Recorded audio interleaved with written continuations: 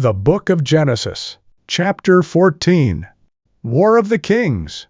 And it came about in the days of Amraphel, king of Shinar, Arioch, king of Ellasar, Chedorlaomer, king of Elam, and Tidal, king of Goiim, that they made war with Bera, king of Sodom, and with Bersha, king of Gomorrah, Shinab, king of Admah, and Shemeber, king of Zeboim, and the king of Bela, that is Zoar. All these kings came as allies to the Valley of Siddim, that is, the Salt Sea.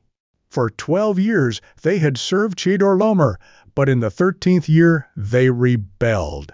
And in the 14th year Chedorlaomer and the kings who were with him came and defeated the Rephaim in Ashtaroth Karnaim, and the Zuzim in Ham, and the Emim in Sheva Kiriathaim, and the Horites on their Mount Seir, as far as El Paran, which is by the wilderness.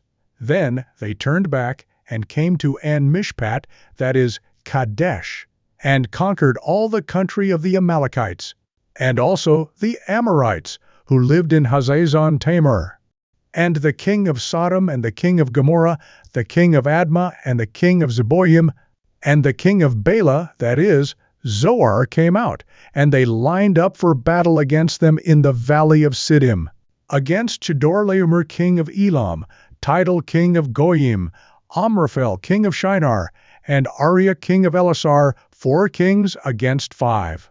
Now the Valley of Siddim was full of tar pits, and the kings of Sodom and Gomorrah fled, and they fell into them, but those who survived fled to the hill country.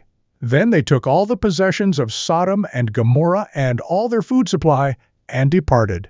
They also took Lot, Abram's nephew, and his possessions, and departed, for he was living in Sodom. Then a survivor came and told Abram the Hebrew. Now he was residing by the oaks of Mamre the Amorite, brother of Eshcol and brother of Aner, and they were allies with Abram. When Abram heard that his relative had been taken captive, he led out his trained men, born in his house, numbering 318, and went in pursuit as far as Dan. Then he divided his forces against them by night, he and his servants, and defeated them, and pursued them as far as Hobah, which is north of Damascus.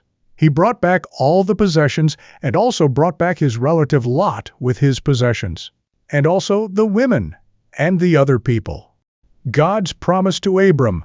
Then, after his return from the defeat of Chedorlaomer and the kings who were with him, the king of Sodom went out to meet him at the Valley of Shaveh, that is, the King's Valley.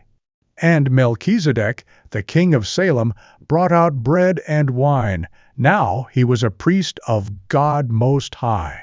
And he blessed him and said, "Blessed be Abram of God Most High, possessor of heaven and earth, and blessed be God Most High, who has handed over your enemies to you." And he gave him 1/10 of everything. Then the king of Sodom said to Abram, "Give the people to me, and take the possessions for yourself." But Abram said to the king of Sodom, "I have sworn to the Lord God Most High, possessor of heaven and earth, that I will not take a thread or a sandal strap or anything that is yours, so that you do not say, 'I have made Abram rich.' I will take nothing except what the young men have eaten, and the share of the men who went with me. Aner, Eshcol, and Mamre, let them take their share."